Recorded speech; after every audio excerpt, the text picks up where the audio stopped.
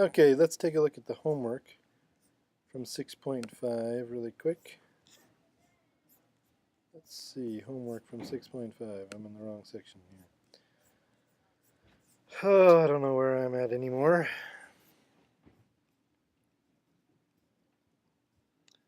Where is this thing? There we go.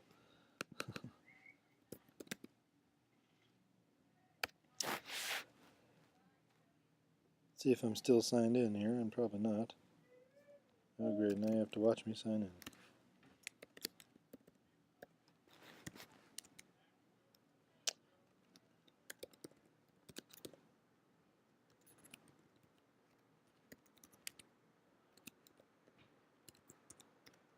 in. Okay, so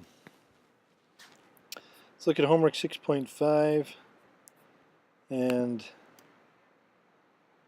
then we're done with chapter 6 and you can go take your exams at your pleasure. So homework 6.5, what do we got for you? 4 questions. So we have some biology kind of problems. Here we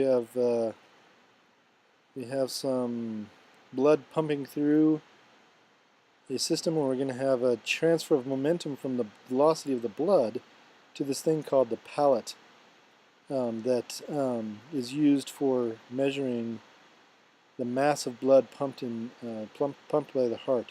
The machine is called a ballistocardiograph. Ballistocardiograph. And the reason is because the blood is acting like kind of like a bullet hitting this thing, and then they measure the momentum in the blood, and then by the mass of the blood, they can they actually measure the momentum, and from the velocity, they can actually calculate the mass of the blood. And so they give you, for example, the speed of the blood here, and the mass of the subject plus the blood pallet is 54 kilograms, and then the pallet moves this certain amount of distance in this certain time, and then you're using conservation of momentum to calculate the mass of the blood that hit the pallet. Unstable nucleus of mass, something kilograms, is at rest, and it has an initial speed. And another one's moving in a different speed. One's moving in the y direction, one's moving in the x direction. And then there's a third particle. Oh, so in this case we have one particle that it starts and it's at rest, and then it breaks into 3 particles going in 3 different directions. So all these different momentums are going to have to add to 0. So what you need to do is you're going to use this first one that has all of its momentum in the y direction to figure out the y direction velocity and, the y direction momentum of the other particle, and then you'll use the mass to figure out what the velocity is. You'll do the same thing with the other particle in the x direction. So the final particle, in other words, is going to have a momentum that is equal and opposite to the sum of these other 2 momentums of these particles. And you're going to calculate that by breaking it up into components and then reforming it and finding its magnitude and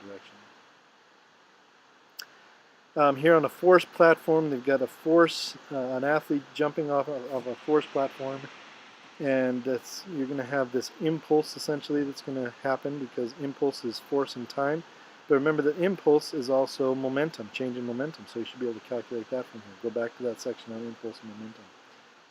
And then the flying squid is essentially a rocket. It's essentially going to be squirting air out of its, or squirting a fluid out of itself, and you're going to have a change in mass, so it's essentially going to be a rocket kind of problem. So all kinds of things that we've looked at. Take a look at them. If you have a question, send me a note and I will go through them in more detail. Then you have your multiple choice and conceptual questions in chapter 6. Let's take a look at that really quick. See what we got going here. Skater throws a frisbee. A friend throws a frisbee when she catches it, and there's going to be a momentum transfer to the skater. Friction is equal kinetic energies. Are the momenta equal?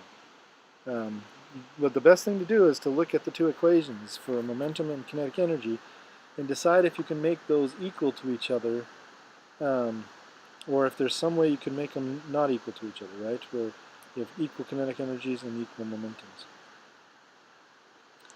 So the same thing with number 3, except the other way around, right? And comparing momentums and kinetic energy, masses and kinetic energies, velocities and kinetic energies. You just got to write down the things that they're trying to fool you with there and see what is the case. Now, if you have a question with those, please send me an email and I will give you the most clues that I can without actually answering the question. So all we've got left now is exam 1 through 6. You can go ahead and take that at any time. It's due the 5th, and so you've got all the way until next week. It's actually going to be due the 3rd. No, actually, it's going to be due after we get back from that break, from the 4th. So I'll change that right now. Let's change the schedule of 7.5 to Monday.